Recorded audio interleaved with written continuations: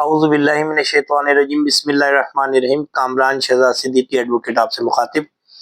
آج چند منٹ آپ کے لوں گا اور میں بات کروں گا کرمنل پروسیجر کوڈ کے section 351 C R P C, detention of offender attending court. Any person attending a criminal court, although not under arrest or upon a summons, may be detained by such court for the purpose of inquiry into or trial of any offence of which court can take cognizance and which from the evidence may appear to have been committed and may be proceeded against as though he had been arrested or summoned. اچھا، بات یہ ہے کہ criminal procedure میں ہوتا یہ ہے کہ آپ ایکیوزڈ کا نام جب دیتے ہیں اپنی ایف آئی آر میں، یا اگر آپ سیکشن 200 سی آر پی سی کے تحت کرمنل کمپلین فائل کرتے ہیں تو اس میں بھی آپ ایکیوزڈ کا نیم دیتے ہیں، نام دیتے ہیں کہ فلاں فلاں شخص نے یہ آفینس کیا ہے۔ اسی طرح اگر آپ انلیگل ڈسپوزیشن ایکٹ میں بھی ایکیوزڈ کا نام دیتے ہیں، یا آپ 22A کی ایک پٹیشن لگاتے ہیں جس میں آپ پروپوزڈ ایکیوزڈ کا نام دیتے ہیں، یا پھر 462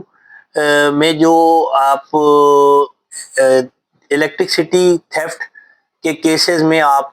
بینگ اے کمپلیننٹ کے الیکٹرک یا وابڈا کے دوسرے لیسکو میسکو کی طرف سے جب کمپلین فائل ہوتی ہے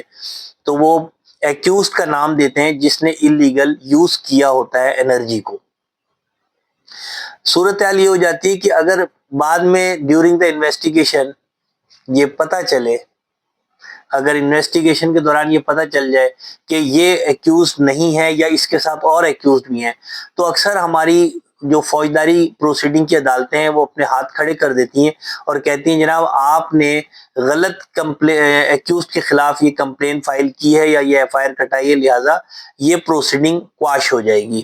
اور وہ کمپلین کو جو ڈسمس کر دیتے ہیں یا کہتے ہیں آپ وڈرا کر لیں۔ حالانکہ کرمنل پروسیجر کوڈ نے سیکشن 351 بڑا کلیئرلی دیا ہے کہ کوئی بھی ایسے شخص کو عدالت ٹرائل میں شامل کر سکتی ہے، اس کو ڈیٹین کر سکتی ہے، اس کو اریسٹ کرا سکتی ہے، اس پر انویسٹیگیشن انیشیٹ کر سکتی ہے،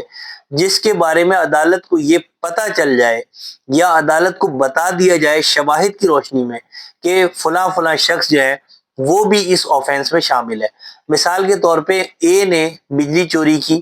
یا مثال کے طور پہ کمپلیننٹ نے لکھوایا ہے کہ اے نے میرا موبائل چھینا ہے یا چرایا ہے، یا اے نے یہ آفینس کیا ہے، اور سمن کے بعد یہ پتہ چلے کہ اے کے ساتھ بی سی اور ڈی بھی وہاں پہ تھے تو ان کا مشترکہ آفینس ہے، تو عدالتیں کہتی ہیں جناب آپ نے بی سی ڈی کا نام نہیں دیا، لہذا آپ یہ کمپلین واپس لے لیں اور آپ نئی کمپلین فائل کریں۔ تو عدالتوں کو بھی یہ دیکھنا چاہیے اور ہماری وکلا برادری کو بھی اس پر اسٹڈی کر کے ریسرچ کر کے عدالتوں کو کنوینس کرنا چاہیے، موٹیویٹ کرنا چاہیے، ایگری کرنا چاہیے کہ سیکشن 351 کے تحت عدالتیں کسی بھی ایسے شخص کو سمن کر سکتی ہیں، ڈیٹین کر سکتی ہیں۔ فرض کریں ایک شخص کا نام نہ تو ایف آئی آر میں ہے نہ کمپلین میں ہے، ٹھیک ہے، لیکن شواہد اور تحقیقات سے پتہ چلا کہ مسٹر سو اینڈ سو بھی اس آفینس میں شامل تھے، اور وہ سو اینڈ سو عدالت میں موجود ہے یا نہیں ہے، تو عدالت کو اس سیکشن میں یہ اختیار دیا گیا ہے کہ عدالت اس کو بلائے، اس کو انویسٹیگیشن میں شامل کرے اور اس پر بھی چارج فریم کر دے۔ تو یہ بڑا اچھا سیکشن ہے 351، یہ کسی بھی قسم کی عذرداری کو جو ہے کلیئر کرتا ہے، خاص طور پر کہ الیکٹرک کے جو کیسز ہیں جس میں ایکیوز جو ہے وہ ایک کے بجائے کئی افراد ہوتے ہیں اور